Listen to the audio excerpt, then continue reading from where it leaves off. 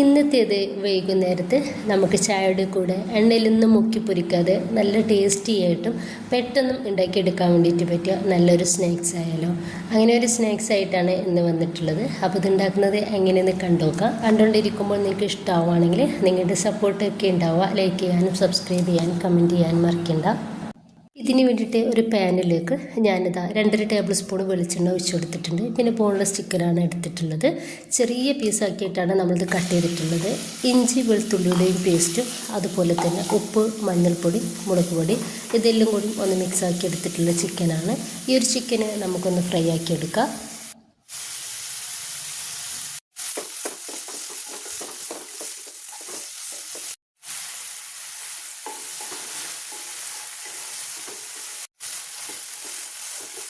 ചിക്കന് ഒരു 1/4 വേവാവുന്ന സമയത്ത് നമുക്കിതിലേക്ക് ഒരു പച്ചമുളക് കട്ടാക്കിയതും കുറച്ച് ക്യാബേജ് ഇതുപോലെ ഒന്ന് കട്ട് ചെയ്തെടുത്തിട്ടുണ്ട്, കുറച്ച് വലിപ്പത്തിൽ. അതുപോലെ തന്നെ സവോളയും കുറച്ച് വലിപ്പത്തിലാണ് കട്ടാക്കി എടുത്തിട്ടുള്ളത്.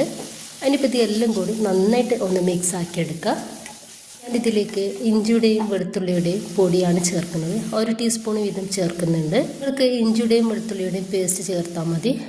1 ടീസ്പൂൺ കുരുമുളക് പൊടിയും കുറച്ച് ഉപ്പും 1 ടീസ്പൂണ് കാശ്മീരി മുളക് പൊടി കൂടി ചേർക്കുന്നുണ്ട്. നന്നായിട്ട് മിക്സ് ആക്കി എടുക്കുക. നമ്മൾ ഇതിലേക്ക് കൂടുതൽ മസാലകളോ അതുപോലെ കൂടുതൽ പൊടികളൊന്നും നമ്മൾ ചേർക്കുന്നില്ല. വളരെ കുറച്ച് പൊടികളൊക്കെ ചേർത്തിട്ടാണ് നമ്മൾ ഈ ഒരു സ്നാക്സ് ഉണ്ടാക്കിയെടുക്കുന്നത്. നന്നായിട്ടൊന്ന് മിക്സ് ആക്കി എടുക്കുക. വെജിറ്റബിൾസ് നമുക്ക് ഒരു പകുതി വേവാവുന്ന സമയത്ത് ഇതിലേക്ക് ഞാനിതാ ഒരു 1/4 കപ്പ് പാലിൽ 1 ടീസ്പൂൺ കോൺഫ്ലവർ എടുത്തിട്ടുണ്ട്. അത് ഈ ഒരു പാലിൽ നന്നായിട്ടൊന്ന് മിക്സ് ആക്കി എടുക്കുന്നുണ്ട്. അപ്പോൾ നമ്മുടെ ഒരു ഫില്ലിങ്ങിന് ഒരു ചെറിയ ഗ്രേവിയിൽ നല്ലൊരു തിക്നെസ് കിട്ടാൻ വേണ്ടിയിട്ടാണ് നമ്മളിങ്ങനെ ചെയ്തെടുക്കുന്നത്. ഇനിയിപ്പോൾ നമുക്ക് ഈ ഒരു ഫില്ലിങ്ങിലേക്ക് ഇത് ഒഴിച്ചു കൊടുക്കാം. നന്നായിട്ട് ഒന്ന് മിക്സ് ആക്കി എടുക്കുക. ഈ ഒരു കോൺഫ്ലവർ നമുക്ക് ഒന്ന് ചെറുതായിട്ട് വേവായിട്ട് കിട്ടിയാൽ മാത്രം മതി.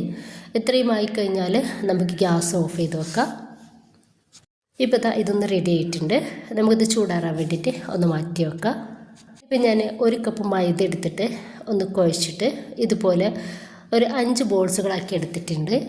ടോപ്പിലേക്ക് കുറച്ച് മൈദ തൂവി കൊടുത്തിട്ട് അതിൽ നിന്നൊരു ബോൾസ് എടുത്തിട്ട് നമ്മൾ ചപ്പാത്തിയൊക്കെ പരത്തിയെടുക്കുന്ന ആ ഒരു രീതിയിൽ ഒന്ന് പരത്തിയെടുക്കുക.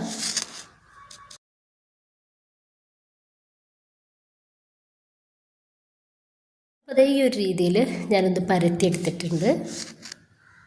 മുഴുവൻ പത്തിരിയും ഒന്ന് പരത്തിയെടുത്തിട്ടുണ്ട്. ഇത് ജസ്റ്റ് നമുക്കൊന്ന് ചുട്ടെടുക്കാം. ഒരു 2 പ്രാവശ്യം നമുക്ക് ഇതൊന്ന് തിരിച്ചു മറിച്ചിട്ടെടുത്തിട്ട് ഒന്ന് റെഡിയാക്കി എടുക്കാം. നന്നായിട്ട് ആടാവണ്ട, ഒരു സോഫ്റ്റ് ആയിട്ടുള്ള രീതിയിൽ വേണം നമ്മളിതൊന്ന് ചുട്ടെടുക്കാൻ വേണ്ടിയിട്ട്. ഇത് റെഡി ആയിട്ടുണ്ട്. പാനിൽ നിന്നും ഒന്ന് മാറ്റാം. മുഴുവൻ പത്തിരി ഞാൻ ചുട്ടെടുത്തിട്ടുണ്ട്. ഒരു പത്തിരി എടുത്തിട്ട് ഞാനിത് അതിൻ്റെ സെൻറ്ററിൽ ഇതുപോലെ ഒന്ന് കട്ട് ചെയ്തെടുക്കുന്നുണ്ട്.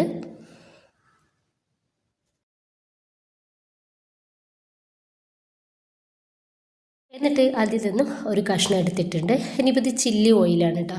ഇത് എല്ലാവരുടെ കയ്യിലും ഉണ്ടാവണമെന്നില്ല.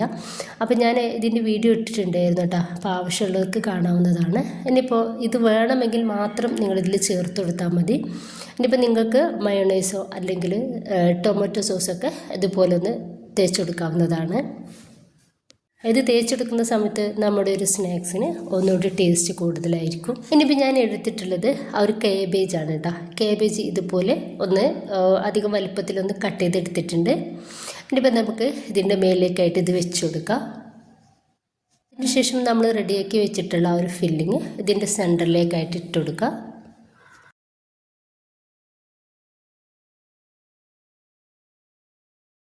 ഇനി നമുക്ക് ഇതുപോലെ ഒന്ന് മടക്കി കൊടുക്കാം. 2 സൈഡിലും നമുക്ക് ഇതുപോലെ ഒന്ന് മടക്കി കൊടുക്കാം.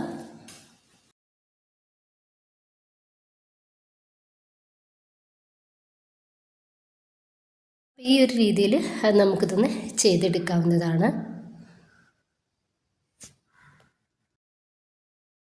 ഇനിയിപ്പോൾ ഞാനൊരു സ്നാക്സ് ഇവിടെ ഒന്ന് റെഡിയാക്കി എടുത്തിട്ടുണ്ട്. ഒരു പാൻ അടുപ്പത്ത് വെച്ചിട്ട് അതിലേക്ക് വളരെ കുറച്ച് എണ്ണ ഒന്ന് ഒഴിച്ചു കൊടുക്കുന്നുണ്ട്. ഞാനിപ്പോൾ വെളിച്ചെണ്ണയാണ് എടുത്തിട്ടുള്ളത്. അതിലേക്ക് നമ്മുടെ ഒരു സ്നാക്സ് ഒന്ന് വെച്ച് കൊടുക്കുക. ഹൈ ഫ്ലെയിമിൽ തന്നെ വെച്ചിട്ട് നമുക്ക് വേഗത്തിൽ ഇതൊന്ന് ഫ്രൈ ചെയ്തെടുക്കാം.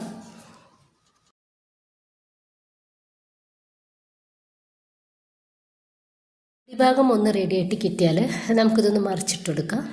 ഒരു 2 പ്രാവശ്യം നമുക്കിതുപോലെ ഒന്ന് മറിച്ചിട്ട് കൊടുത്താൽ മാത്രം മതി. അപ്പോൾ നമ്മുടെ ഒരു സ്നാക്സ് റെഡി ആയിട്ടുണ്ട്. അപ്പോൾ നമുക്കിത് പാനിൽ നിന്നും എടുത്ത് മാറ്റാം.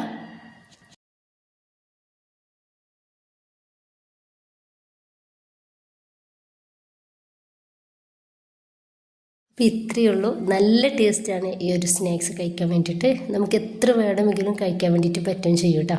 നമ്മൾ എണ്ണയിലൊന്നും മുക്കി പൊരിക്കാത്ത രീതിയിൽ ഉണ്ടാക്കിയെടുക്കുന്നത് കൊണ്ടിട്ട് തന്നെ നമുക്ക് എത്ര വേണമെങ്കിലും കഴിച്ചാലും മടുപ്പൊന്നും വരില്ല.